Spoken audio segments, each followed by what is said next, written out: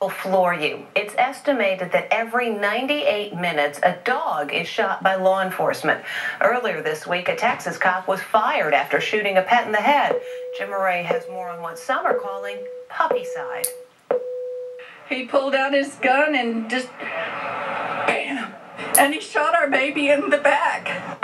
Cindy Bowling is heartbroken as she relives the day a cop showed up and shot her dog Lily in her backyard. We found Lily dying in the backyard, and you hold her, and you scream, and you ask God why. She is not alone. All of these people say their beloved dogs were shot by trigger-happy police. To make the shootings even more difficult to take, he was at the wrong address. They were at the wrong address. He was at the wrong address. That's right. All of these dogs, Peyton, Chase, Lily, Ava, and Vinny, were gunned down when an officer showed up at the wrong house. I heard pow, pow, pow, bam, bam, bam, bam. Vinny, a German Shepherd, was shot when an officer from the Leander Police Department in Texas thought a fugitive was hiding out in this house.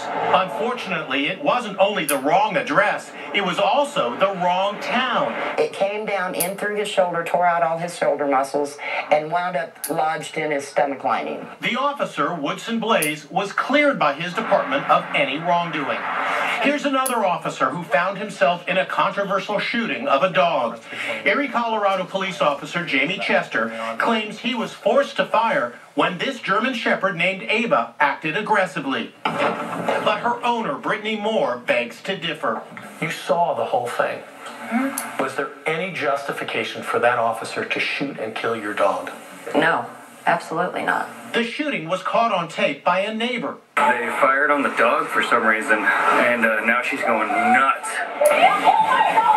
Her neighbor, recording everything, was taken aback, a sentiment he expressed to the cop who strode over to ask why he was filming. We've lived across the street from this dog for a really long time, and I'm shocked that a gun was drawn on that poor dog. Officer Chester was cleared of allegations he used excessive force. So you don't want to talk about the shooting incident at all, sir? Again, I'm not authorized to do so. She's still suing me. A new documentary, Puppycide, will feature the case of a mixed breed named Chloe. We got a dog that's aggressive out here.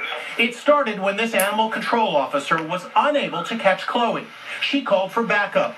That's when police officer Robert Price of the Commerce City, Colorado Police Department responded. Officer Price had no idea he was being recorded on a cell phone camera by a 12-year-old boy from inside that house. Chloe appears to be sitting in the garage when the officers advance and loop her with a catch pole. Suddenly, Officer Price tases her twice and then fires 5 times. Chloe was murdered. There are no two ways about it. Denver animal rights attorney Jennifer Edwards is outraged. They shoot first and ask questions later. After the video surfaced, Officer Price was charged with animal cruelty, but a jury found him not guilty. The problem is getting so serious, many departments like New Haven, Connecticut, are asking dog behavior expert Brian Kilcommons to teach officers how to deal with aggressive animals without lethal force.